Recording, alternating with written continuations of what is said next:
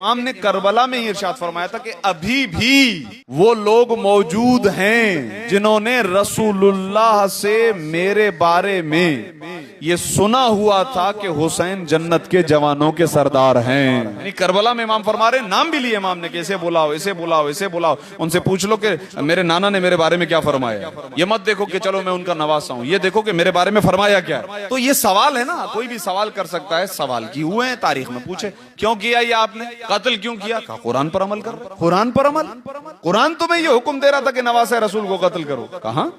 अच्छा, कहां लिखा है? कहते हैं या अय्युहल्लज़ीना आमनू अतीउल्लाह व अतीउर रसूल व उलिल अम्रि मिनकुम। इस आयत में लिखा हुआ है कि उलिल अम्र की इताअत करो। अल्लाह की इताअत, रसूल की इताअत, उलिल अम्र की इताअत। हम उलिल अम्र की इताअत कर रहे थे। उलिल अम्र कौन? का यजीद, उनका उलिल अम्र।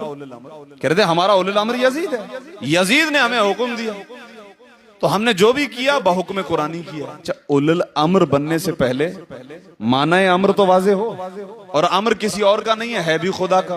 क्योंकि अगर आप किसी रिवायत की तरफ न जाएं, किसी तशरीह की तरफ न जाएं, तो उलिल अम्र का माना उनके नजदीक ये बन रहा है कि जो भी हाकिम बन जाए। कैसे बने, इससे बहस नहीं, और ये बहस हो भी नहीं सकती, इसलिए कि कोई मेयार ही नहीं है। हमारे अलावा किसी के पास कोई मेयार नहीं है, और हमारा मेयार एक ही है, कुरानी मेयार है। और वो मेयार ये है कि नबी वो बनाता है, रसूल वो बनाता है, तो फिर उलिल अम्र हम कैसे बना सकते हैं? जाहिर है वो भी उसी को बनाना है। अभी मैं इन रिवायात की बहस में जाता ही नहीं हूं कि क्या ऐसा नहीं है कि रसूलुल्लाह ने जब इस आयत शरीफा की तिलावत की तो ये बताया होगा, या किसी पूछने वाले ने पूछा होगा कि उलिल अम्र कौन? उलिल अम्र यानी जो साहिबे मुआमिला हो। तो माना तो उनके नजदीक वाज़े था। उन्होंने मिज़दाक के बारे में सवाल किया था कि उलिल अम्र है कौन।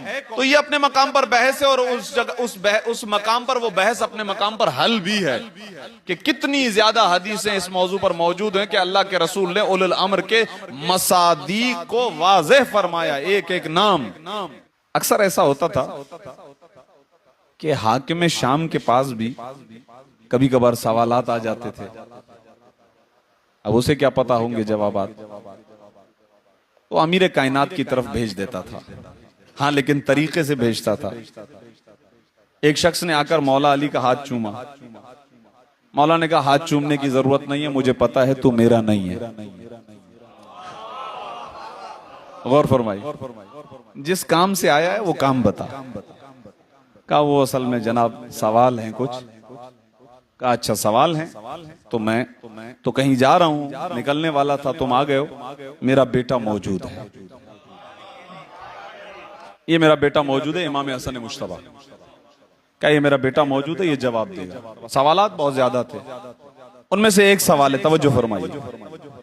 परवरदिगार आलम ने कायनात में 10 चीजें ऐसी खल्क फरमाई हैं कि जो 10 चीजें एक दूसरे की बनिस्बत ताकतवर हैं, एक दूसरे की बनिस्बत ताकतवर हैं। क्या है?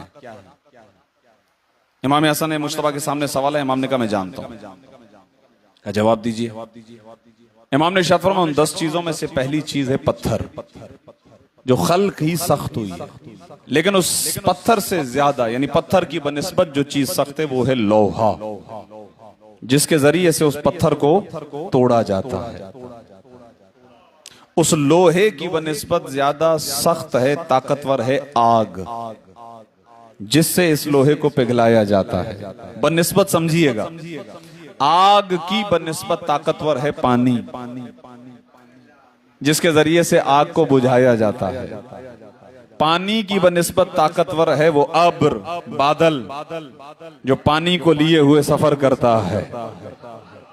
उस बादल की बनिस्बत ताकतवर है हवा, जो उस बादलों को चला रही होती है। उस हवा की बनिस्बत ताकतवर है वो फरिश्ता, जिसे हवाओं के चलाने पर मामूर किया गया है। उस फरिश्ते से ज्यादा ताकतवर है मलकुल मौत, जो फरिश्ते को मौत देता है, जो हवाओं को चलाता है उसको मौत देता है। तवज्जो फरमाइएगा। और उस मलकुल मौत से ज्यादा ताकतवर है मौत, जो उस मलकुल मौत पर भी तारी होगी, और उस मौत से ज्यादा ताकतवर है अमरे इलाही, जो उस मौत पर तारी होता है और अल्लाह ने वो ही आमर हम साहिबान आमर के इख्तिदार